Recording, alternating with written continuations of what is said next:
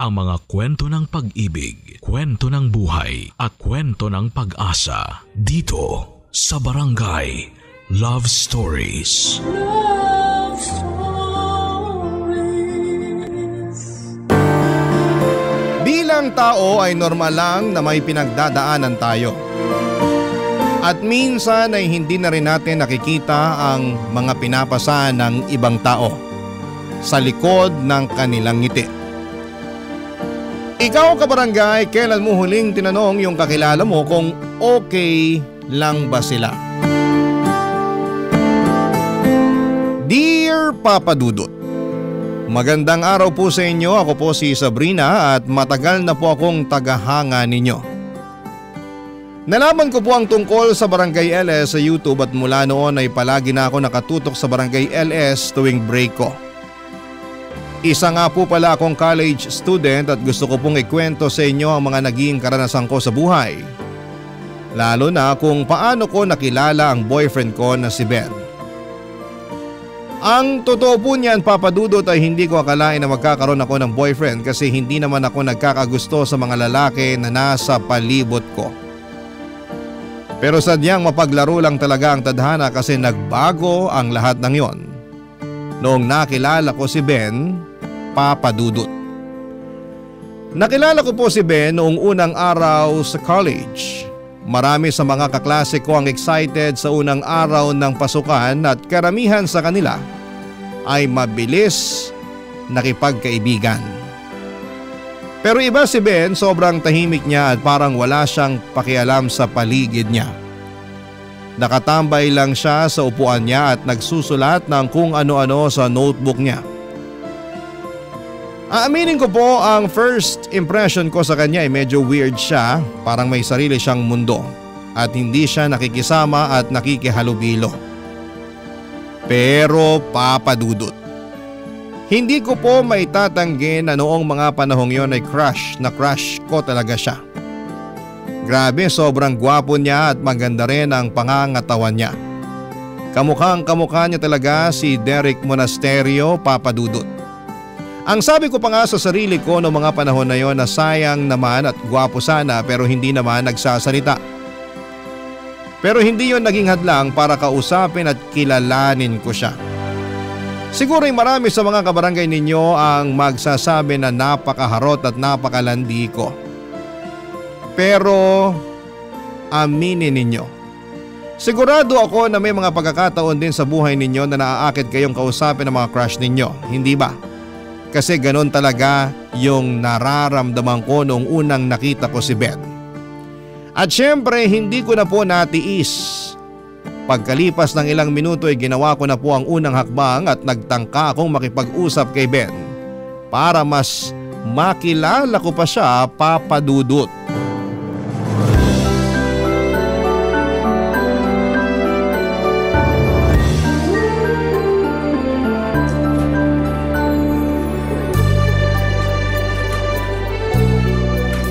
Hello, tatabihan kita ha. Ako nga pala si Sabrina. Anong pangalan mo? Ako ba kinakausap mo? Eto naman, patawa. Sino pa ba? Ikaw lang naman tong kinakausap ko. Sorry, ako nga pala si Ben. So nice to meet you, Ben. Alam mo, masaya ako na magkaklase tayo. Ano ba yung sinusulat mo sa notebook mo? Wala. Journal ko to. OMG, hindi ka lang pala gwapo. Matalino ka pa. Thank you. Patingin ako ng journal mo, ha? Uy, wag! Sorry kung napagtaasan kita ng boses. Ano ka ba? Ba't sorry ka ng sorry dyan? Ang totoo niyan, dapat ako nga tong humihingi ng tawad sa'yo kasi hindi ko na-realize na ini-invade ko na pala yung personal space mo. Pasensya ka na talaga ha. Sadyang makulit lang talaga ako. Ayos lang yun. Nga pala, may tatanong ako sa'yo ha. Sana wag mong masamain. Kanina ko pa kasi napapansin na wala kang kinakausap dito sa classroom. Tapos hindi ka rin umiimik. May pinagdadaanan ka ba? Ha? Wala akong problema. Okay lang ako. Well, kung sakaling kailangan mo ng makakausap, andito lang ako ha. Friends na tayo simula ngayon, okay? Sige. Perfect! Yan! Nga pala, thank you rin ha. Ha? Thank you saan? Thank you kasi ikaw ang unang kumausap sa akin dito sa classroom. Kasi malamang iniisip ng mga kaklase natin na weirdo ako. At sigurado ako na pinagtatawanan na rin nila ako. Uy, grabe ka naman sa sarili mo. Siguro may mga kaklase tayo na naninibago sa'yo kasi sobrang tahimik mo. Pero hindi ka naman siguro pinagtatawanan. Sabrina, may itatanong ako sa'yo ha. Sana magsabi ka ng totoo. Ano yun? Weirdo rin ba ang tingin mo sa akin? Tsaka pinagtatawanan mo rin ba ako kasama ng iba nating mga kaklase? Saan mo ba nakuha yung pinagtatawanan ka ng mga kaklase natin? Wala naman ako napapansin na pinagtatawanan ka nila. At isa pa, aaminin ko na medyo na-weirdohan ako sa'yo nung una kitang pinagmasdan. Pero kalimutan mo na yun. Pinagmamasdan mo ako? Oh my goodness, gaga ka talaga, Sabrina. Oo pinagmamasdan kita kasi aminin na natin, sobrang pogi mo tapos ang ganda pa ng katawan mo. Mahirap naman yatang paniwalaan yan. Bakit naman? Hindi ako naniniwala na may itsura ako. Kasi kung totoong may itsura ako, bakit hindi ako kinakausap ng mga kaklase natin? Eto ha, tatapatin na kita. Ang dahilan kung bakit walang kumakausap sa'yo kasi hindi ka mukhang approachable. Maniwala ka sa akin, gwapo ka pero yung mukha mo kasi parang… Parang ano? Parang nang tataboy ng tao, mukha kang masungit, ganun. Sorry, di ko talaga sinasadya. Ganito lang talaga mukha ko. Alam mo ikaw, kung may piso lang ako sa bawat sorry mo, malamang mayaman na ako ngayon. Thank you talaga. Napagaan mo loob ko. Anong ibig mong sabihin? Ang totoo niyan, kabadong-kabado ako kasi first day of school natin ngayon. Pero napagaan mo yung loob ko. Tsaka kahit paano, nawala yung kaba na nararamdaman ko. Ano ka ba? Wala yun. Maliit na bagay. Nga pala, ayos lang ba sa'yo kung sabay na tayong mag-lunch mamaya? Seryoso ka na gusto mo kong kasabay mag-lunch? Eto naman, kung makapagsalita parang may nakakahawang sakit. Oo, wala, hindi. Wala akong nakakahawang sakit. At oo, sasabayan kita mag-lunch. Perfect! Basta babalikan kita dito pagkatapos ng klase natin Shucks, andyan na yung professor. Babalik na muna ako sa upuan ko. Nice meeting you! Sobrang mahiyain talaga si Ben, Papa Dudut. Sayang lang kasi at gwapo siya pero parang wala talagang tiwala sa sarili. Nung una ko siyang kinausap ay halatang halata na parang gusto niyang maglaho at mawala sa mata ng lahat. Pero sa totoo lang kahit sobrang mahiyain ni Ben at hindi siya yung tipo ng tao na madaling lapitan, ramdam ko pa rin na mabait siya kasi hindi ba bilang mga tao ay nararamdaman natin kung mabait, mayabang o may masamang ugali yung mga tao na nakakasalamuha natin. Nang mga panahon na yon, oo mahiyain si Ben pero talagang nararamdaman ko na busilak ang puso niya. Kaya naman tuwing nag-uusap kami ay okay lang sa akin na ako yung madaldal habang siya ay tahimik lang at nakikinig sa akin. At hindi nagtagal ay naging matalik na magkaibigan kami ni Ben. Sabay kaming nagla-lunch araw-araw at nagtutulungan na din kami sa mga assignments. Natutuwa ako kasi nararamdaman ko na komportable na siya sa akin. Nung una tuwing kinakausap niya ako ay parang nahihirapan siya, utal-utal siya kung magsalita. Tapos ay nanginginig pa. Pero hindi nagtagal ay naging mas natural na siya, Papa Dudut. Pag kinakausap ko siya ay hindi na siya kinakabahan. Pero sa ibang tao ay ramdam ko pa rin yung kaba niya. Kaya madalas ako na lang ang kinakausap ni Ben. Kasi kapag ako ang kausap niya ay hindi siya kinakabahan at mas komportable siya. Noong mga panahon na yon ay naisip kong normal pa ba yung nararamdaman ni Ben. Kasi hindi ba minsan natural lang naman nakabahan tayo pero kay Ben, kahit yung mga simpleng bagay ay sapat na para kabahan siya ng lubusan. May isang pagkakataon nga na habang binabayaran niya yung tuition fee niya ay nanginginig pa ang kamay niya at parang nahirapan siyang magsalita. Ang dami niyang inhale, exhale. Bago niya kinausap yung registrar para bayaran ang tuition fee niya. Pero kahit na may ganong karamdaman si Ben ay tanggap na tanggap ko pa rin siya bilang kaibigan. Kasi sa pagiging tunay na kaibigan ay wala kang mapipintas kay Ben, Papa Dudut. At pagkatapos ng ilang linggo ay dumating ang araw na isa-isa kaming ipinag-present sa klase. At doon ko talaga nakumpirma na hindi na normal yung pinagdadaanan ni Ben, Papa Dudut.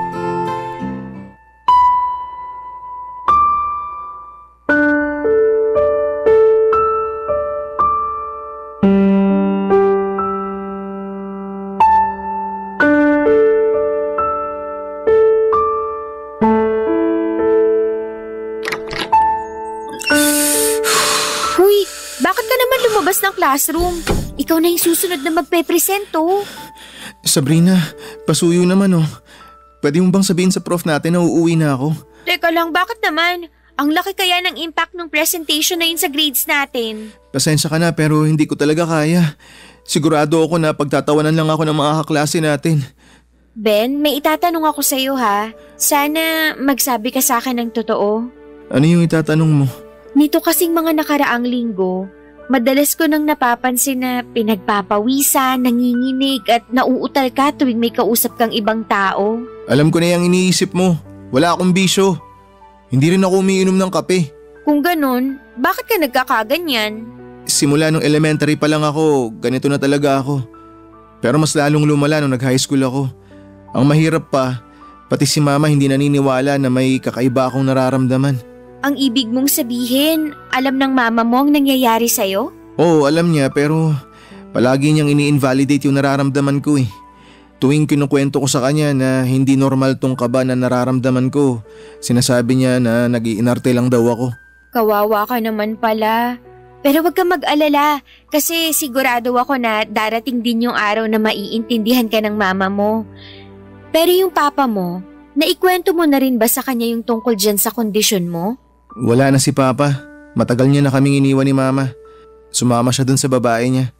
Ay, anyway, uuwi na ako. Pasuyo na lang ah. Parang awa mo na. Huy, ano ba? Dito ka lang. Sabrina naman, please. Hayaan mo na ako umuwi. Makinig ka sa akin. Hindi ka magpapatalo sa kung ano man yung nararamdaman mo. At hindi ako makakapayag na bumagsak ka sa klase natin dahil lang dyan sa kaba mo.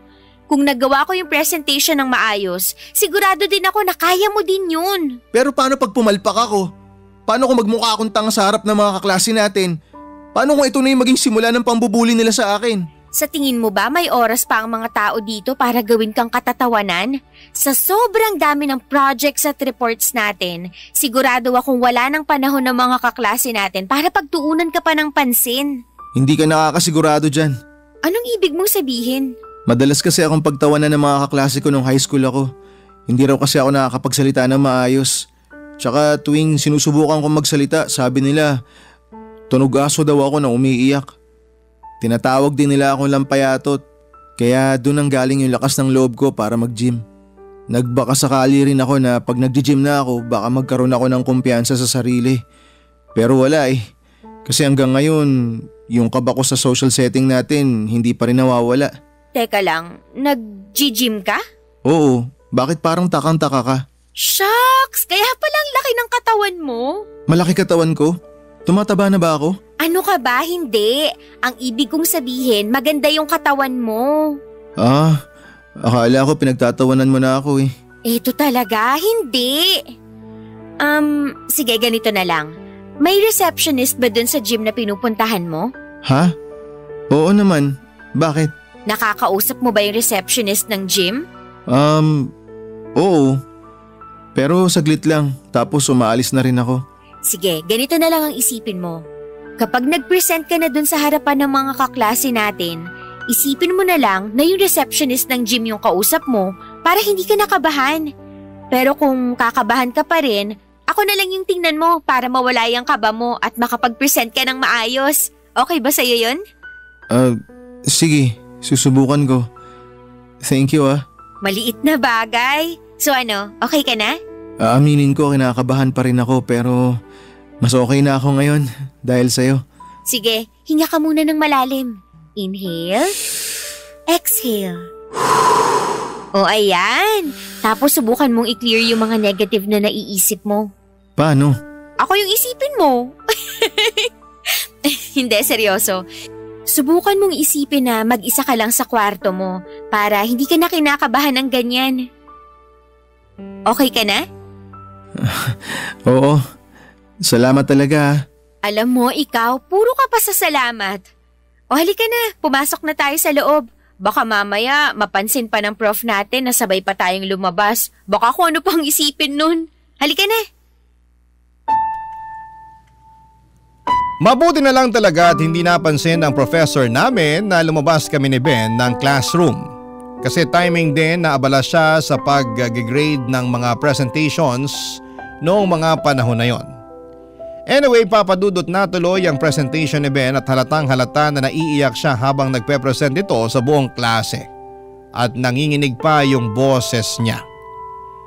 Pero sa kabila ng lahat ng yon ay nagawa pa rin niyang tapusin ng maayos ang presentation. Kaya naman proud na proud ako kay Ben ng araw na yon. Pag uwi ko ng bahay, naisip ko na mag-research tungkol sa nararamdaman ni Ben. Aaminin ko noong una akala ko ay baka nagkakape siya o baka may bisyo siya kaya ganon na lamang kung kabahan siya. Pero kapag kami lang dalawa ni Ben ay medyo okay naman siyang kausap.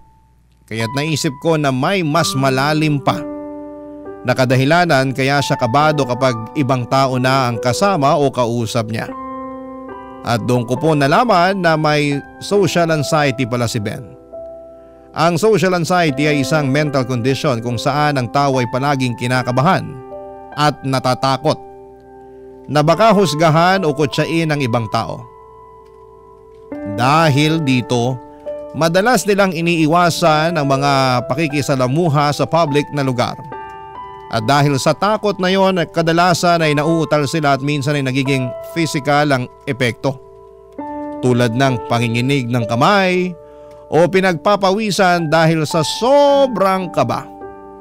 Base rin sa mga nabasa ko, ang social anxiety ay maaaring namamana o kaya naman ay dulot ng mga trauma o hindi magandang karanasan sa mga nakaraan. Noong nalaman ko ito ay lalo akong naawa kay Ben kasi nakikita ko sa mga mata niya na napapagod na rin siya sa kondisyon niya at bilang kaibigan. Ang magagawa ko lang ay damayan siya at suportahan siya sa mga ganitong pagkakataon. Makalipas ang ilang araw ay naisip kong ibahagi kay Ben yung natutunan ko tungkol sa social anxiety. Noong sinabi ko sa kanya ito, agad niyang sinabi na kuhang-kuha niya daw yung mga sintomas na nabanggit ko tungkol sa social anxiety. Sabi niya lahat ng sintomas ay nararamdaman at nararanasan niya. Yung palaging kinakabahan, takot na baka husgahan siya, at pati na rin yung pakiramdam na gusto niya na lamang magtago tuwing nakakakita siya ng ibang tao, Papa Dudut.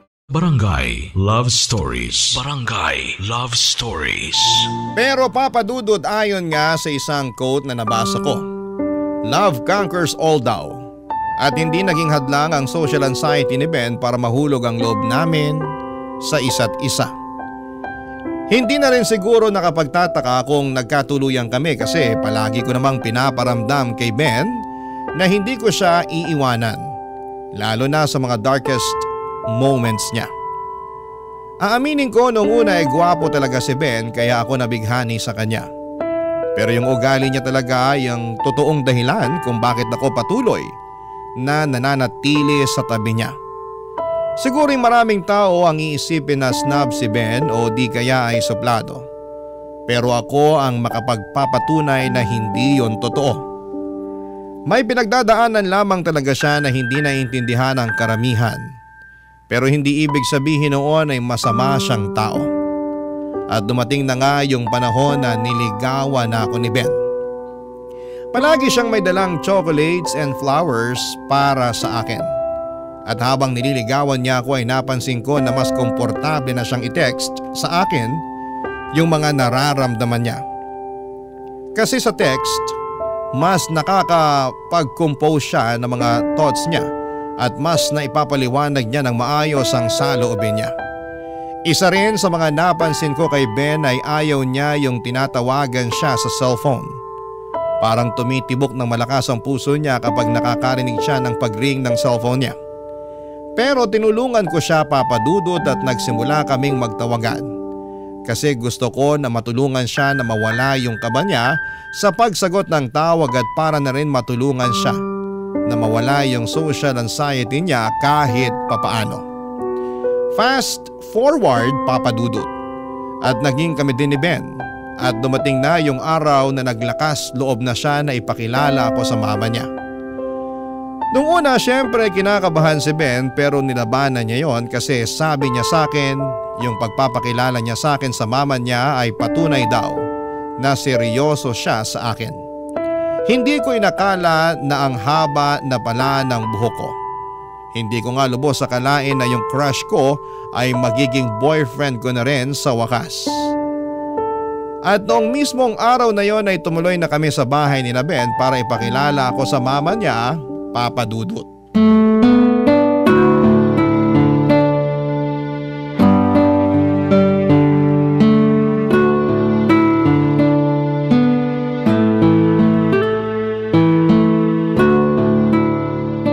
Grabe, babe! Mamimit ko na din yung mama mo sa wakas.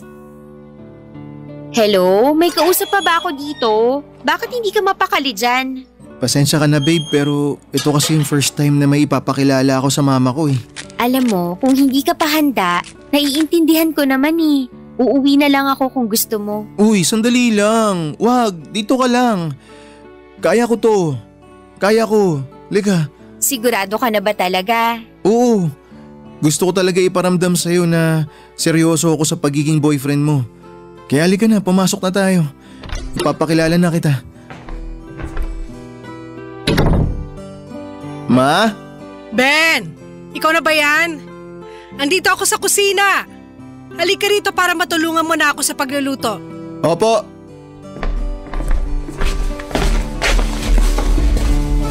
Ma, nga pala, si Sabrina. Ay, good evening po, Tita Cynthia.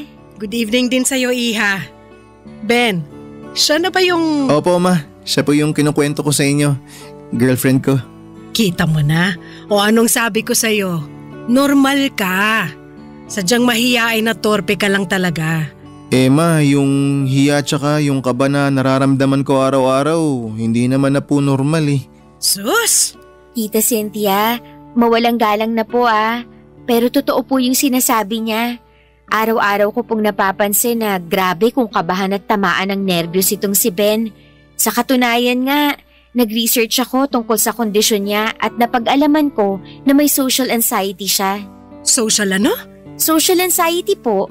Isa po siyang mental condition kung saan palaging natatakot at kinakabahan yung isang tao kahit sa mga normal o pangkaraniwan na mga sitwasyon o gawain. Sus, may doktor ka ba, Iha?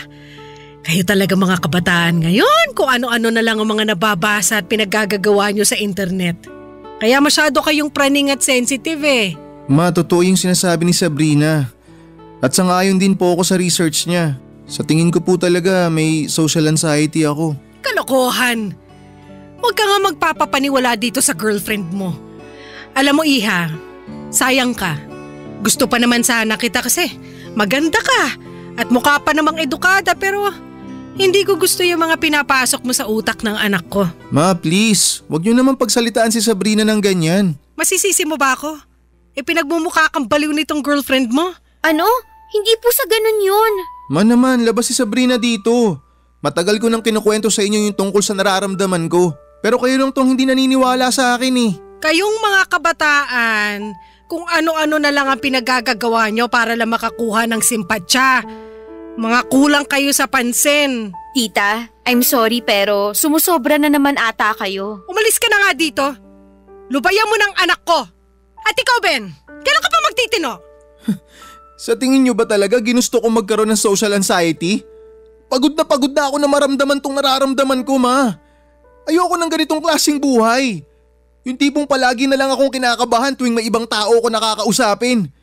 Yung tipong tuwing may kakausap sa akin, palagi ako nag-overthink. Palagi kong iniisip na may mali ako nasabi sa kanila. At alam niyo po ba kung ano yung pinakamasakit sa lahat? Ang pinakamasakit ay yung sarili kong ina hindi naniniwala sa pinagdadaanan ko. Aminin mo nga sa akin. May bisyo ka ba? Ganyan naman kayo palagi eh. Tuwing kinukwento ko sa inyo yung tungkol sa sitwasyon ko. Palagi na lang kayo naghihinala na nagbibisyo ako. Pero wala ma. Ilang beses ko bang sasabihin sa inyo na hindi ako nagbibisyo? Ben, tama na yan. Huminahon ka. Hindi. Kailangan niya marinig to. Kailangan niyang maintindihan na nahihirapan na ako. Nahihirapan? Nakakapunta ka pa nga ng gym eh. Pero hanggang ngayon nanginginig pa rin ako sa takot tuwing pumupunta ako sa gym. Alam niyo ba yun? Siyempre hindi. Kasi ni minsan hindi naman kayo nagtanong kung okay lang ako, May. Ni minsan hindi niyo inalam yung tungkol sa kondisyon ko. Utang na loob. Hindi pa ba sapat yung napapakain kita ng 3 beses sa isang araw? Hindi pa ba sapat yung napag-aaral kita sa kolehiyo? Napaka-ingrato mong bata ka? Wala naman akong sinabi na hindi ako nagpapasalamat sa inyo eh. Ang totoo niyan, grabe yung pasasalamat ko sa inyo dahil binuhay niyo ako ng mag-isa simula nung iniwan tayo ni Papa. Pero hindi naman yun yung problema. Ang gusto ko lang naman sana unawain niyo yung kondisyon ko. Anong gusto mong sabihin ko? Hala! Nakakaawa ka naman! Nahihirapan ka sa kondisyon mong hindi naman totoo! Maupo ka na lang dyan! Maya-maya kakain na rin tayo! Pasensya na ma pero biglang sumama yung pakiramdam ko. Doon na lang muna ako sa kwarto. Sabrina, umuwi ka na. Tatawagan na lang kita mamaya. Ha? Sige. Hoy, babae, makinig ka sa akin ha. Ito na ang huling beses na sasabihin ko to sa'yo. Lubayan mo ng anak ko kung ayaw mo magkagulo tayo. Sige na, umalis ka na! Sobrang nalungkot at nanghinayang po ako na hindi maganda yung unang pagkikita namin ni Tita Cynthia. Akala ko kasi magiging okay lang ang lahat, pero talagang totoo yung sinasabi sa akin ni Ben dati na hindi siya nauunawaan ng mama niya pagdating sa social anxiety niya. At ang pinakamasaklap sa lahat ay ako pa yung sinisisi ni Tita Cynthia kung bakit nakakaranas ng social anxiety si Ben. Sobrang unfair po noon para sa akin kasi sino ba naman ang gugustuhin na magkaroon ng social anxiety ang boyfriend? Kung tutuusin nga dapat si Tita Cynthia pa ang unang nakakaintindi sa kondisyon ni Ben dahil siya yung nanay pero parang kabaliktaran pa yung nangyayari. At noong nakauwi na ako sa bahay namin agad kong tinawagan si Ben para kausapin at kumustahin siya. Naikwento niya sa akin na noong nasa high school pa lamang siya madalas na daw silang nagtatalo ng mama niya tungkol sa social anxiety niya. Pero hindi raw siya pinapaniwalaan ito. Pero kahit na hindi siya nauunawaan ng mama niya, nalagpasan daw ni Ben yung hirap na yon kasi may best friend siya noong high school na nakakaintindi sa kanya. Kaya lang noong pumanaw ang best friend niya noon, doon na talaga siya nawala ng kumpiyansa sa sarili niya. Pakiramdam niya daw na wala na talagang nakakaintindi sa kanya. Naku Papa Dudut, noong sinabi ni Ben na wala na raw nakakaintindi sa kanya ay parang nagulat ako.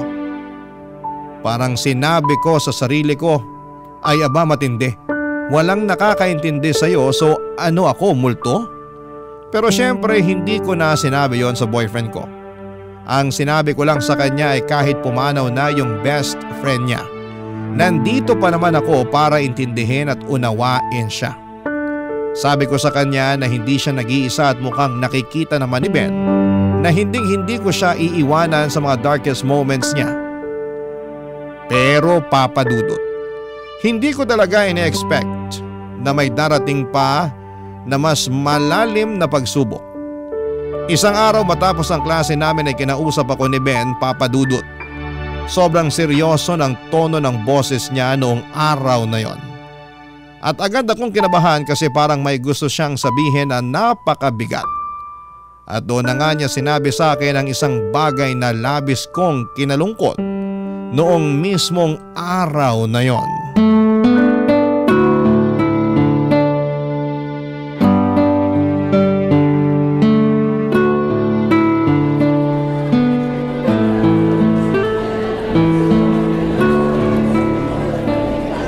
Halika, lunch na tayo. Saan mo gustong kumain, ha? Sabrina, kailangan natin mag-usap. Ano ba yan? Kinakabahan ako sa tono ng boses mo. Tungkol ba to kay Tita Cynthia?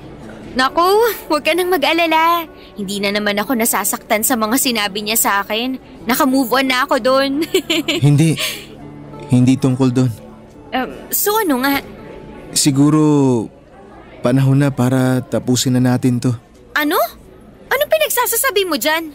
Sorry, pero nahihirapan din ako para sa'yo eh. Araw-araw ako nakokonsensya sa mga kailangan kong pagdaanan dahil lang sa sakit na to. Hindi mo to deserve. Hindi mo deserve yung ganitong klase ng pagmamahal. Mabait ka at nagpapasalamat ako sa'yo dahil minahal mo ako, pero mas deserve mo yung normal na klase ng pagmamahal.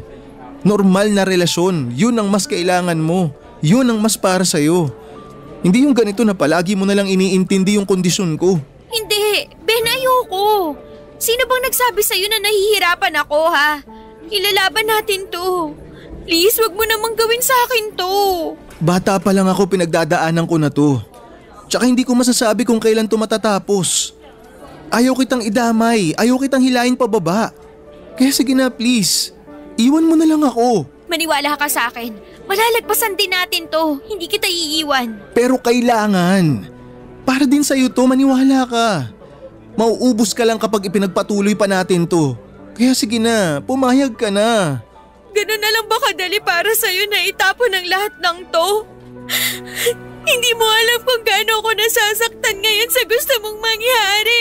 Ang gusto ko lang mangyari ay magkaroon ka ng normal na buhay. Normal na relasyon. Hindi mo makukuha yun kung patuloy mo kong iintindihin. Sorry, alam kong kasalanan ko kasi niligawan kita, pero kaya ako nga tinatapos to eh. Hanggat maaga pa para may oras ka pa. Para hindi ka na mahirapan. Kung ganito lang din naman ang kahihinatnan ng lahat ng to. Sana pala nung first day pa lang, hindi na kita kinausap. Sana hinayaan na lang kita na mag-isa. Nagsisisi ako na nakilala pa kita. Umamin ka nga sa akin, Ben. Minahal mo ba talaga ako? O napilitan ka lang kasi wala nang ibang kumakausap sa'yo? Hindi sa ganun yun. Minahal kita at hanggang ngayon mahal na mahal pa rin kita. Kaya ako nga ginagawa to eh, kasi mahal kita. Pero bakit ganun? Bakit hindi ko maramdaman ngayon yung pagmamahal na sinasabi mo? Questionin mo na lahat, wag lang yung pagmamahal ko sa'yo. Sa tingin mo ba hindi ako nasasaktan tuwing pinamumukha sa akin ng sarili kong ina na ikaw yung dahilan kung bakit ako nagkakaganito? Nasasaktan ako para sa'yo tuwing sinasabi ni Mama na pinahihirapan lang daw kita. Sinabi niya yon? Ben, hindi mo ba nakikita yung ginagawa ng mama mo? Pinaghihiwalay niya tayo. Alam mo sa sarili mo na hindi totoo yung mga sinasabi niya sa'yo. Oo, pero... So bakit ka nagpapa-apekto? Kasi may punto siya. Tama siya, Sabrina. Pinahihirapan lang kita. Utang na loob. Manindigan ka naman. Matuto kang lumaban para sa mga taong nagmamahal at naniniwala sa'yo. I'm sorry. Tama ka. Hindi mo ako sinukuan. Kaya wala akong dahilan para sukuan din yung relasyon nating dalawa. Maniwala ka, Ben. Matatapos din to. Pero hanggang kailan? Hanggang kailan ako magtitiis at mahihirapan? Hindi ko alam. Pero isang bagay lang ang sinisigurado ko sa'yo. At yun ay hindi kita susukuan, ha? Sabihin mo nga sa akin ang totoo. Hindi ka pa ba nagsasawa na intindihin ako? Aaminin ko.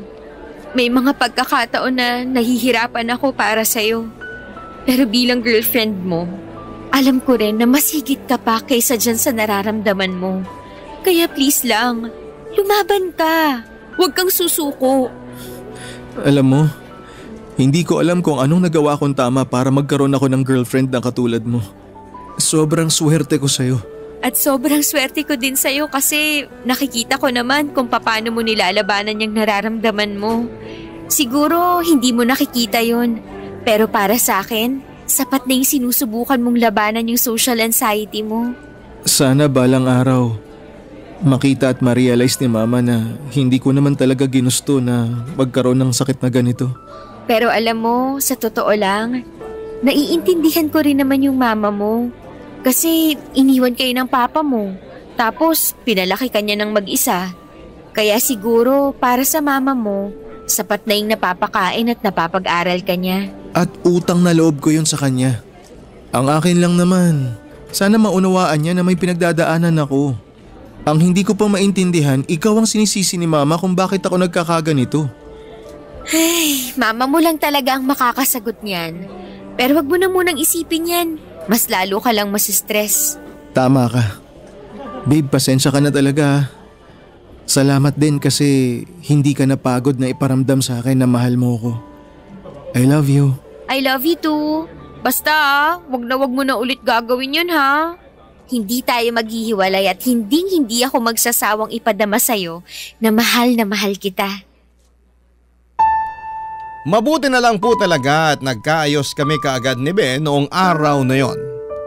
At kung sa tingin niyo po ay doon na natapos ang problema namin, mali po. Kasi isang araw noong wala kaming pasok ni Ben ay naisipan namin na mag-date at pumunta sa isang mall. Naisip namin na magandang pagkakataon yon para makapag-relax at magsaya. At noong nakarating na kami ni Ben sa mall ay bumili kami ng maiinom. At habang naglalakad kami, aksidente namang natapilok si Ben at natapon niya yung inumin namin. Agad na pinagtawanan siya ng mga tao na nakakita sa nangyari. Normally sa mga ganitong sitwasyon ay mabilis lang na makaka-move on yung isang tao, pero iba ang nangyari kay Ben pagkatapos noon. Sumama ang loob ni Ben at talagang dinibdib niya yung nangyari. Sobrang nahiya siya sa mga nangyari at noong nakalabas na kami ng mall, hindi pa rin niya naalis yung bigat na nararamdaman niya. Yun na po ata ang pinakaunang pagkakataon na nakita kong namumula ang mukha ni Ben ng sobrang tagal. Long story short ay nasira ang date namin at sa huli ay nag-decide kami na umuwi ng maaga. Grabe, Papa Dudut. Sobra po akong nangihinayang. Minsan na nga lang kaming lumabas para makapag-bonding tapos ganun pa yung nangyari. Nararamdaman ko na parang sayang talaga yung pagkakataon na yon. Kasi perfect na sana yung araw para sa amin. Ang totoo niyan ay maituturing ko na sana na perfect boyfriend si Ben kung wala lang siyang social anxiety. Pero nang mga panahong yon, sa kabila ng mga nangyari, wala talaga sa bokabularyo ko ang makipaghiwalay kay Ben. Sa halip ay nag-isip ako ng paraan kung paano ko matutulungan ang boyfriend ko sa mga pinagdadaanan niya. Kasi habang tumatagal, mas nararamdaman ko na kung wala akong gagawin, baka tuluyan ang masira ang relasyon namin. Ayokong masira yon kaya't nag-decide akong kailangan ko ng kumilos kung gusto ko pang isalba ang relasyon naming dalawa. Barangay Love Stories. Barangay Love Stories. Noong mga panahong yon ay gusto ko na talagang patignan si Ben sa isang psychiatrist. Kasi alam ko na sa mga kondisyong katulad ng social anxiety, mas makakatulong kung may profesional na tutulong kay Ben na maintindihan kung ano talaga ang nararamdaman niya. At syempre para matutunan niya rin kontrolin ang mga emosyon niya. Kung iisipin mo kasi ang mga mental conditions tulad ng social anxiety ay matagal nang pinag-aaralan ng mga psychiatrist. At sila yung may tamang kaalaman at training para matulungan si Ben na malagpasan yon. Nang ikinuwento ko kay Ben kung willing ba siyang magpatingin sa psychiatrist ay hindi siya nagdalawang isip. Sabi niya willing siyang gawin at walang problema sa kanya yon kasi kahit si Ben ay alam niyang hindi na niya kayang kontrolin yung sobrang kaba at hiya niya tuwing nasa pampublikong lugar siya. Hindi rin niya maintindihan kung bakit yung ibang tao parang normal na nakakapag-interact sa ibang tao habang siya ay palaging nahihirapan. Naawa nga ako kay Ben kasi minsan ay nakikita ko yung inggit sa mata niya sa mga taong tila walang problema sa pakikipag-usap o pakikipagsalamuha sa ibang tao. Kaya lang, may malaking problema kami, Papa Dudut. Pareho kaming estudyante ni Ben at wala kaming sapat na pera para patignan siya sa psychiatrist. Dapat nga si Tita Cynthia na mismo ang nagkukusa na patignan si Ben. Kasi siya naman yung nanay at may responsibilidad siyang tulungan si Ben sa kondisyon niyang ito. Pero hindi naman po nagkakasundo si Ben at Tita Cynthia kapag yung social anxiety na ang pinag-uusapan.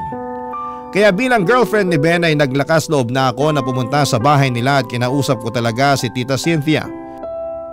Gusto ko sanang ipaintindi sa kanya na hindi biro at basta-basta ang pinagdadaanan ni Ben at kailangan niyang tanggapin at unawain ang kondisyon ng sarili niyang anak. Hindi ko alam kung magiging madali o mahirap ang usapan na yon, pero ang alam ko lang ay kailangan kong gawin yon para sa boyfriend ko, Papa Dudut.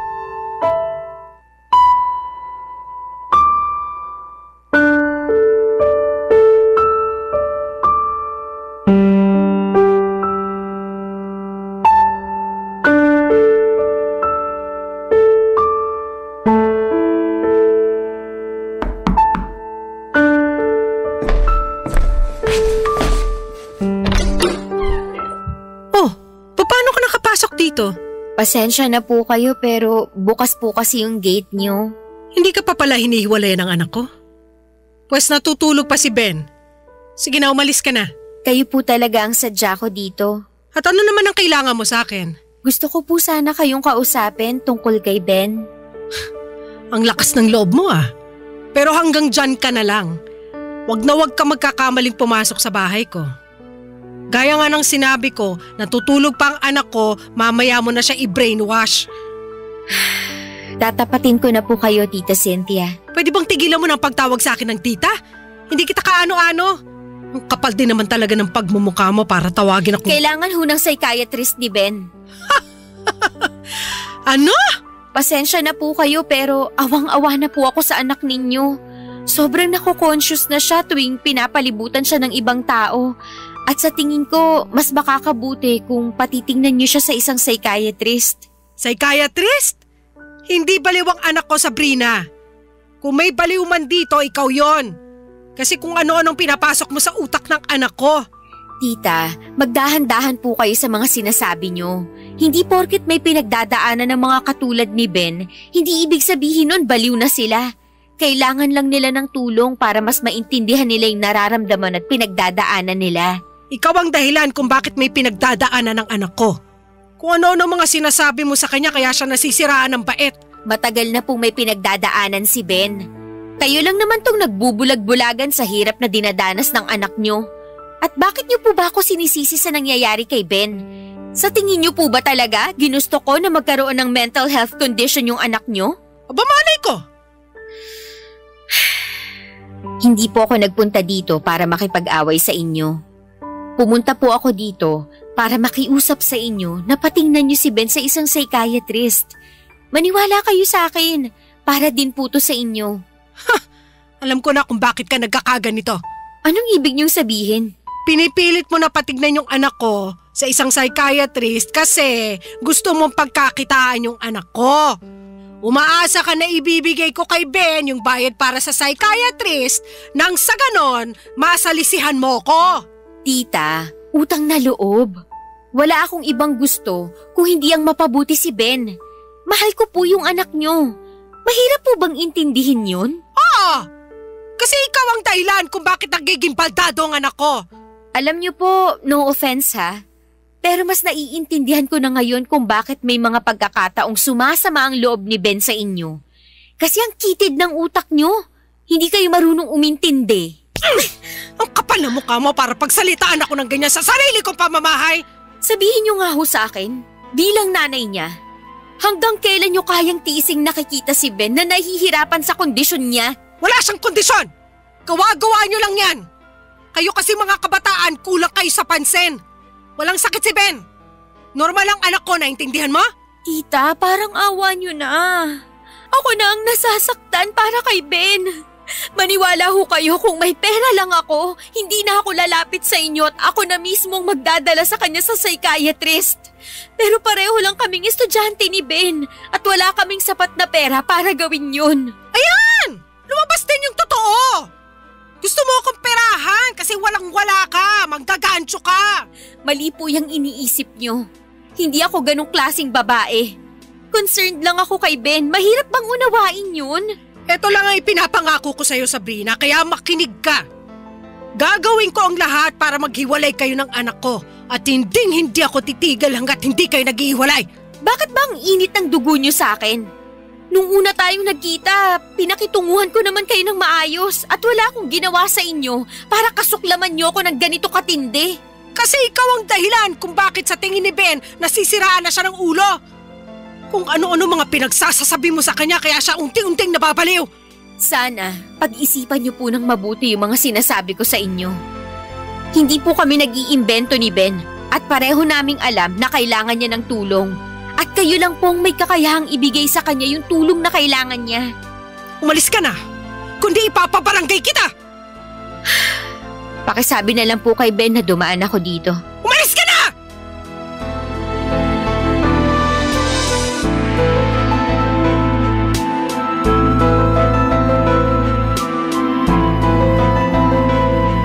Ang hirap talagang ipagtanggol si Tita Cynthia ng mga panahon na yon, Papa Dudut. Mukhang lumaki siya sa mas makalumang pananaw at mahirap baguhin yung ganong klase ng mindset.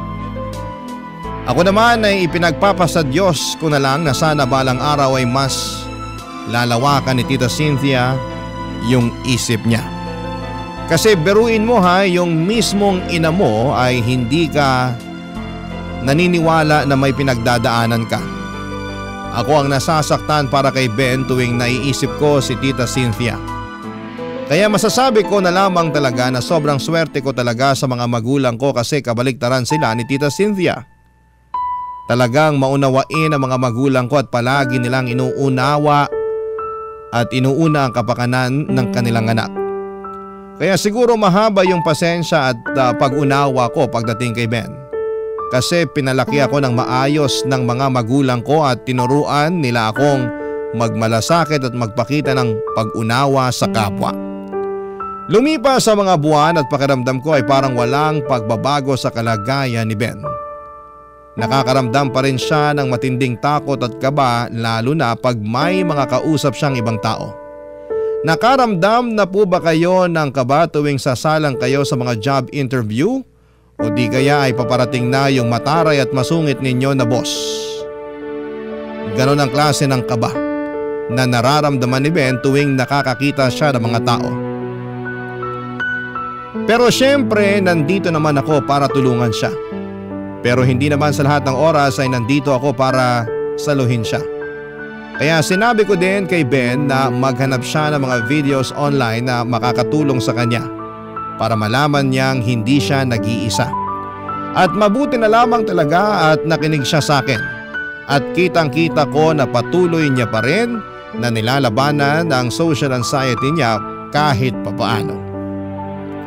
Pero Papa Dudut, isang araw habang nasa school ako ay nagtaka ko kung bakit absent si Ben.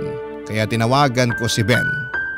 At laking gulat ko noong napag-alaman ko na nabangga si Ben ng isang motor habang naglalakad papunta ng school.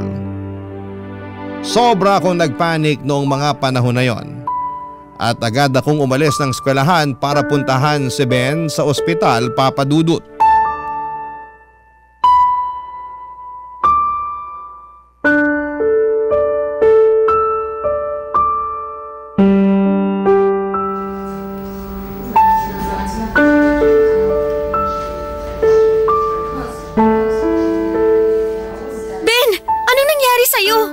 Mamamatay na yata ako, babe.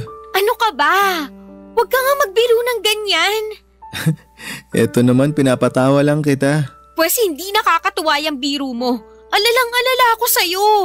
Paano kung mas malala pa dyan ang natamo mo, ha? Huwag ka na mag-alala. Okay naman na ako eh. Mabuti na lang talaga hindi ganun kabilis yung takbo ng motor. Pero imamonitor pa rin daw nila yung paa ko. Medyo makirot pa rin kasi. Basta magpagaling ka lang dyan, ha? Yung ID mo nga pala, hawak nung isang nurse. Huwag ka na rin mag-alala kasi tinawagan na rin daw ng ospital yung emergency contact na nasa likod ng ID mo. Oh, ba't mukhang hindi ka masaya na nakaligtas ka? Bigla ko kasing naalala. Si Mama yung emergency contact ko. Paano si Mama? Naku patay, Siguradong pagagalitan ako nun. Ano ka ba? Kahit masungit yun, hindi mo naman pwedeng itago sa mama mo tong nangyari sa'yo. Basta, huwag mo na nga munang isipin yan. Ang importante, ligtas ka. Diyos ko, Ben anak. Ma? Salamat sa Diyos at ligtas ka. Hindi ko mapapatawad ang sarili ko kung may masamang mangyari sa'yo. Huwag na po kayo mag-alala.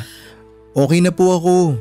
Anak, I'm sorry kung pinaramdam ko sa'yo na hindi kita pinapahalagahan.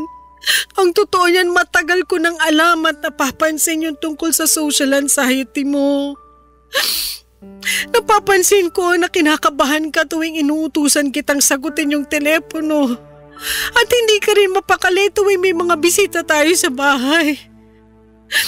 Alam na alam ko ang lahat ng yun, anak. Ang sa akin lang naman kasi, ayokong maramdaman na nagkulang at nabigo ako bilang nanay mo. Kaya hindi ko matanggap-tanggap yung tungkol sa pinagdadaanan mo. Bakit hindi niyo sinabi sa akin yan nung umpisa pa lang, Ma? Kung sinabi niyo sa akin yan ng mas maaga, di sana mas naintindihan ko kayo. Mas lalo tuloy ako nakukonsensya kasi sinagot-sagot ko kayo nung nakaraan. Hindi ka dapat makonsensya, anak.